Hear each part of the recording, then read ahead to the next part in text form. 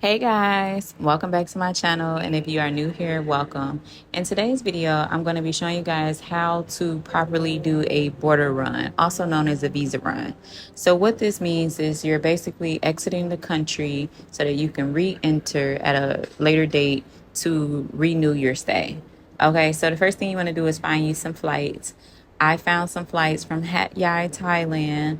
Well, actually, I was leaving from Kuala Lumpur to Hat Yai, Thailand.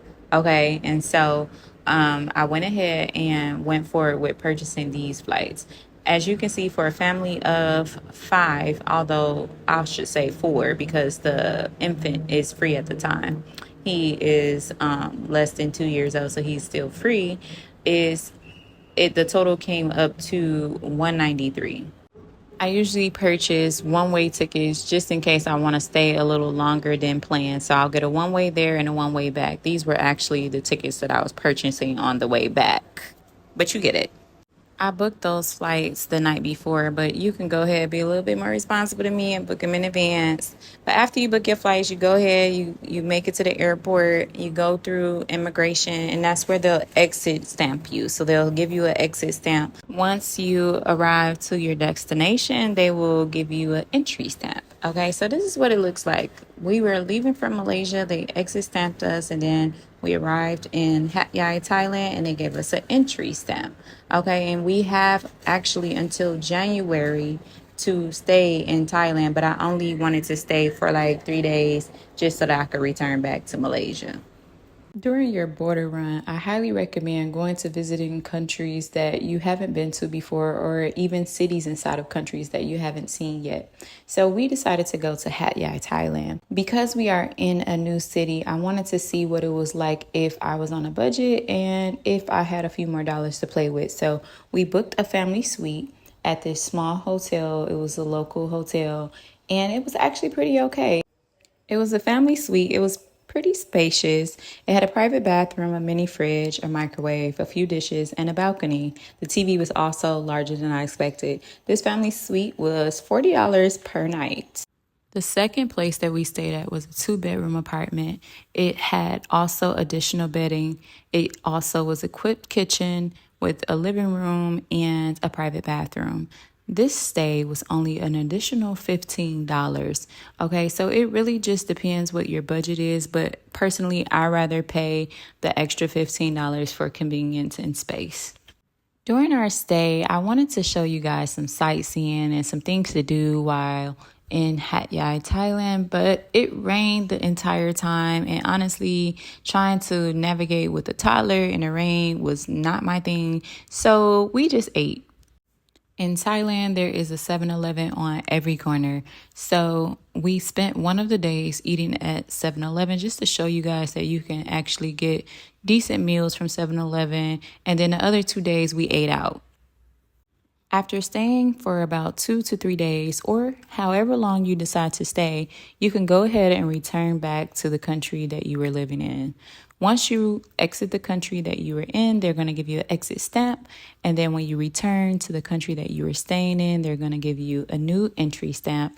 And for Malaysia specifically, they allow you a 90-day stay. So every time that you exit the country and you come back, you get an additional 90 days. Really quick before this video ends, I do want to be transparent and share with you that some countries, when you are leaving and entering into the country like that, they do become a bit suspicious about why you are exiting and entering the country. So I, on my last border run, had immigration pull me to the side to ask me a few questions, which is not really abnormal. They just want to know, what are you doing here? Like, are you working? How are you able to leave and exit the country? What are your finances like?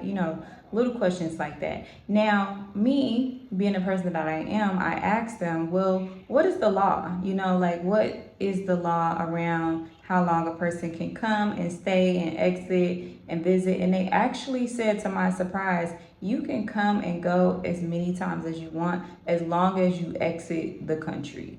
Okay, so the law is you have to exit the country. I asked, well, how many days should a person stay away? And they said about 2 to 3 days, but it just depends on the border, the person at the border, if they want to give you a hard time or not. He actually stated that they most likely are going to, accept your entry, but they're going to make assumptions on why you are making what they would call a U-turn. Okay, and this is just some countries. Malaysia is a bit more traditional, they're a bit more strict. I never had those issues when I was living in Thailand. In Thailand, I was able to come and go as I please, although I did hear from some people that might be changing now that there's a new DTV visa, that they might be also starting to ask more questions.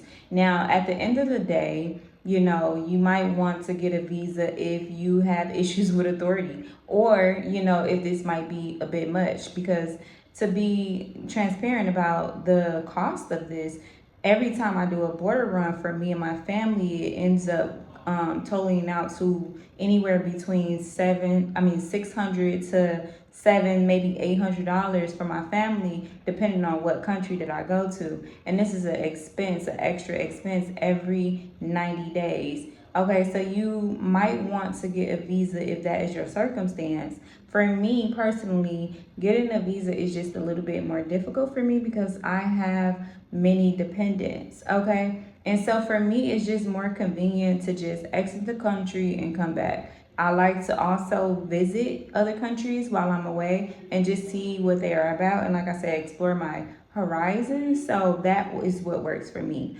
But if you have issues with authority and you don't like people questioning you, and or that might be too much of an expense for you, or just too much back and forth, then by all means you might want to look into securing a visa. This is what I would consider an alternative method if you're not sure right away which visa that you want to get. If you're not even sure that you want to stay in that country long term, these are options for you. You don't have to secure a visa right away. I have been living in Asia for a little bit over a year now, and I have not ever had a visa. Okay, by the time the end of February 2025 gets here, I would have been staying in Malaysia for 9 months without a visa. Okay, so it just depends on you. For me, this is what works for me. But I just wanted to be transparent that some countries may ask you questions like, how are you making money?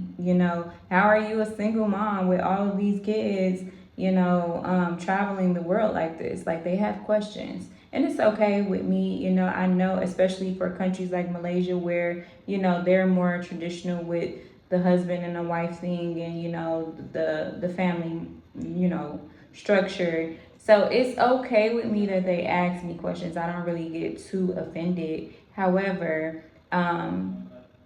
if that is something that may bother you, then yeah, you might want to secure a visa of some sort. However, I did get the information straight from the source that you can leave the country and come back as many times as you please, as long as you're not overstaying and you stay for at least 2 to 3 days. It's not a problem. I actually asked, when can I come back? And he said, whenever you want to.